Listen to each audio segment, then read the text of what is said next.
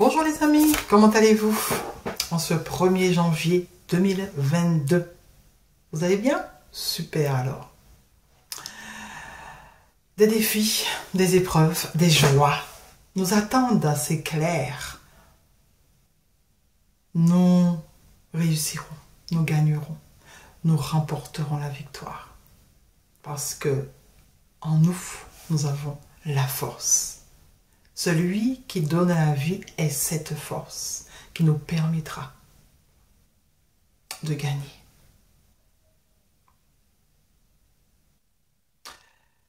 Des projets de paix et non de malheur qu'il a pour nous. Alors, pourquoi avoir peur?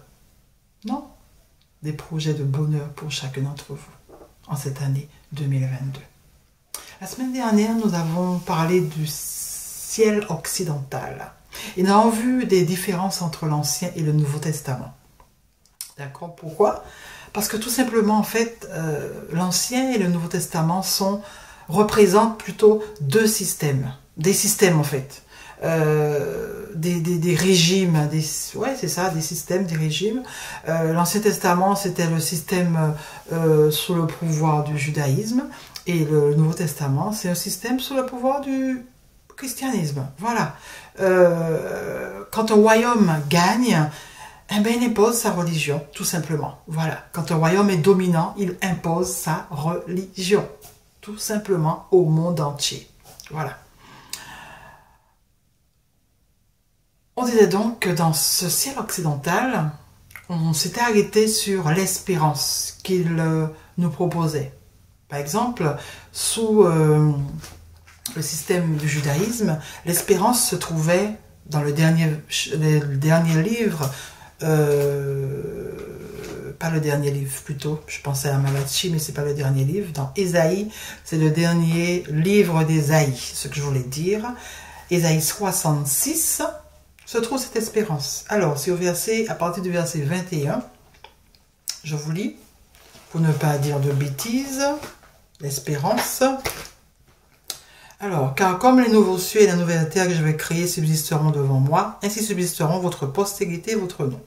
À chaque nouvelle lune et à chaque sabbat, toute chair viendra se prosterner devant moi. Et quand on sortira, on verra les cadavres des hommes qui se sont rebellés contre moi, car le ver ne mourra point, et leur feu ne s'éteindra point, et ils seront pour toute chair un objet d'horreur. Cette espérance, vraiment, elle n'est pas terrible, hein, quand même. Voir des morts devant nous. Et si vous regardez bien sur le système du judaïsme, on pouvait voir ça. D'accord? Voilà. Je n'en dis pas plus. Tandis que le système du christianisme, l'espérance qui se trouve dans Apocalypse 21, et je sais que Apocalypse 21... il y a un verset qui le dit. Attendez, vous allez chercher vous aussi. Mais il y a un verset qui dit qu'il n'y aura plus de mort. Voilà. J'aurais dû le chercher avant, mais je n'ai pas fait. Il n'y aura plus de mort. Et dans Apocalypse 21, il dit, puis je vis un nouveau ciel et une nouvelle terre, car le premier ciel et la première terre avaient disparu. Et je vis descendre du ciel d'auprès de Dieu, la ville sainte, la nouvelle Jérusalem. Voilà. Cette nouvelle Jérusalem, parlons un peu. Alors, deux choses hein, sur cette nouvelle terre, on n'aura pas à assister, on n'aura pas à avoir de mort devant nous, ça c'est clair, puisqu'il n'y aura plus de mort. Et deuxièmement, il y aura une nouvelle Jérusalem. Alors, j'ai choisi deux versions pour parler de cette nouvelle Jérusalem. C'est la version Louis II et la version Semeur. D'accord? Alors, versets 11 à 14 du chapitre 21. On nous parle de cette nouvelle Jérusalem qui est éclatante, lumineuse, en même temps transparente, qui laisse passer la lumière, comme du cristal. On nous parle de cette Jérusalem. Elle est belle, elle est extraordinaire. Dans la version Semeur aussi, pareil, son éclat extraordinaire, précieuse, pierre très précieuse, d'accord? Autour de cette nouvelle Jérusalem, il y a une grande et haute muraille. pourquoi une grande et haute muraille? Dans la version Sommer aussi, une grande et forte et haute muraille. En quelle période l'Apocalypse a été écrit? Alors, j'ai fait mes petites recherches. Le Nouveau Testament a déjà été écrit à partir du milieu du 1er et le début du 2e siècle, après Jésus-Christ. Le Nouveau Testament.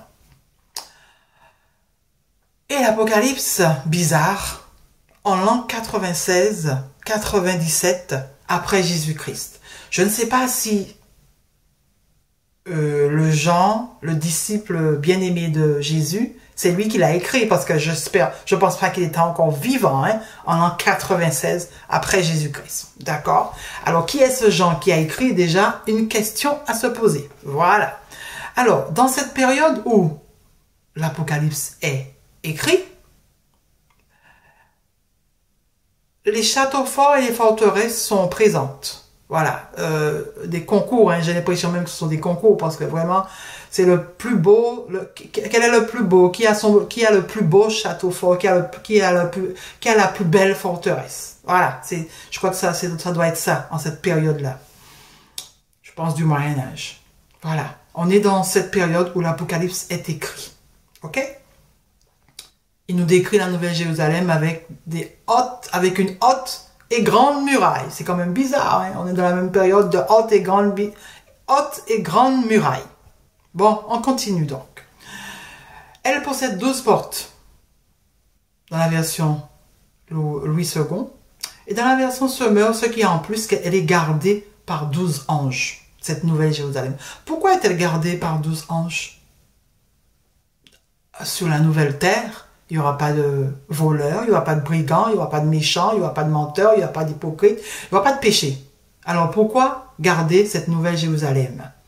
On a peur de quoi? De braquage, on a peur de vol, on a peur que les prisonniers s'échappent. Parce qu'en fait, c'est ça, quand un endroit, une forteresse, elle est gardée, c'est pour des prisonniers. C'est pour empêcher que les prisonniers puissent sortir. D'accord? C'est ça une forteresse. On ne veut pas que ceux qui sont à l'intérieur puissent sortir. On ne veut pas non plus que ceux qui sont à l'extérieur puissent entrer. Mais en fait, il n'y aura personne à l'extérieur parce que tout le monde sera mort. La Nouvelle Jérusalem, tout le monde est mort. Tout le monde est à l'intérieur. Alors pourquoi garder la Nouvelle Jérusalem? N'oubliez pas, on est dans la période de château fort, de forteresse, où l'Apocalypse est écrit. Ces 12 portes, Orient, 3 s'ouvrent vers l'Orient, 3 s'ouvrent vers le nord, 3 s'ouvrent vers le midi, 3 s'ouvrent vers l'Occident, dans la version Louis II. Dans la version Sommer, on nous parle plus de l'Est, le Nord, le Sud et l'Ouest, les points cardinaux. Je pense que ce détail est important. Parce que pour construire cette Nouvelle Jérusalem, pourquoi les ouvertures sont spécifiques à l'Orient et spécifiques à l'Occident et au Midi et au Nord? Parce qu'il y a quelque chose à savoir sur l'organisation de cette Nouvelle Jérusalem. Pourquoi ouvrir ces portes à ces endroits précis? Il y a quelque chose à savoir. Cette Nouvelle Jérusalem, son fondement, ce sont les disciples, les 12 disciples, dans la version Louis II. Et la version Sommer, elle nous dit que les 12 fondements portent le nom des disciples. C'est normal, parce que ce sont les disciples. Le fondement, c'est les disciples, c'est grâce aux disciples que nous connaissons les choses aujourd'hui. C'est eux qui ont commencé ce ministère, cette construction de cette Nouvelle Jérusalem. C'est eux la base de cette Nouvelle Jérusalem. L'histoire de ces disciples.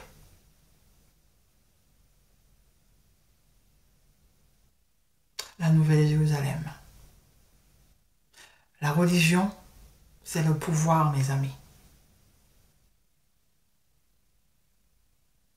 Plus les gens croient et plus la religion gagne.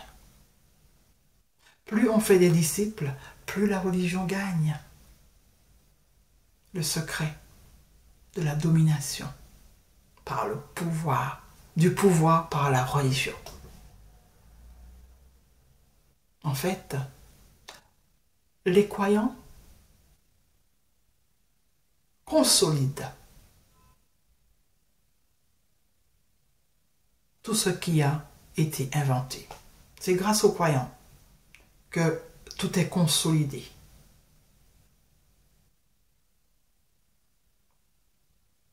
Les hommes ont inventé tellement de choses. Et ils n'ont pas inventé la religion. Ils n'ont rien à voir avec la religion. Pensez-vous? Pourquoi? Pourquoi? Quelle est l'utilité de la religion, mes amis? Réfléchissez un peu. Quelle est son utilité?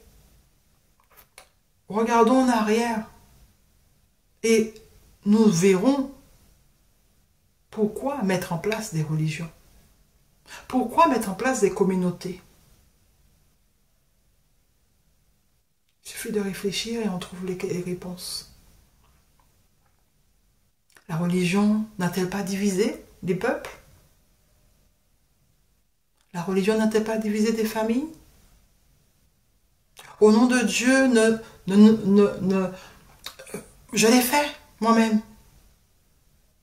Au nom de Dieu, pour Dieu, prendre des décisions pour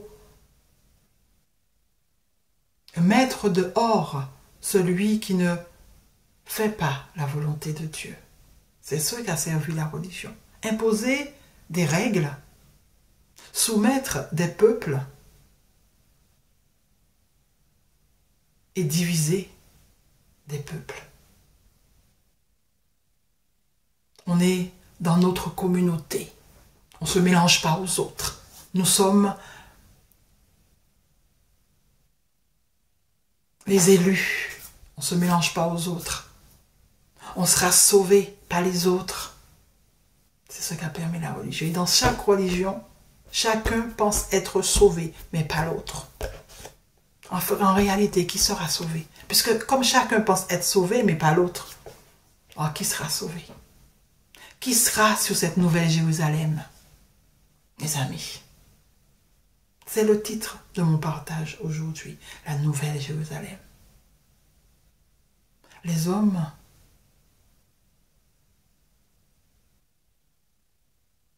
pour consolider leur système, pour asseoir leur pouvoir,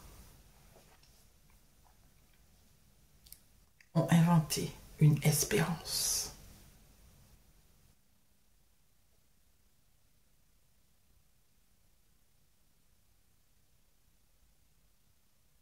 Ils nous disent que le meilleur est après la mort. Le meilleur, c'est au retour de Jésus. Et beaucoup vivent des choses difficiles. Mais se disent toujours, c'est la volonté de Dieu, si je suis dans cet état. Parce que Dieu le veut. Qui est ce Dieu qui veut que vous soyez malheureux sur cette terre? Qui est ce Dieu qui veut que vous ne soyez pas heureux? Celui qui a promis des projets de paix et non de malheur? Celui qui a promis de vous donner une espérance, un avenir? Waouh! Quelle espérance ce Dieu a promis justement. Je suis en train de vous dire un truc. Il a promis une belle espérance, ce Dieu. Quelle est cette espérance, mes amis? D'accorder plus de crédibilité à ce qu'on va vivre après la mort? Et puis de se dire que, voilà, c'est une réalité, c'est pas grave ce qui m'arrive dans cette vie. Je pense pas que c'est celui qui donne la vie, je pense pas que c'est ce qu'il veut, mes amis.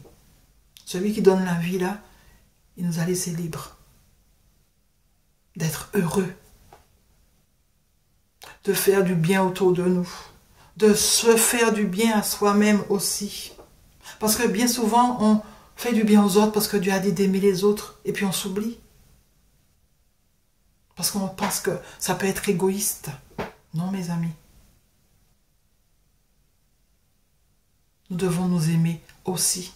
Nous devons nous faire du bien aussi. Et faire du bien aussi aux autres. Parce que chaque minute, chaque seconde, ce temps que nous avons sur cette terre, c'est précieux.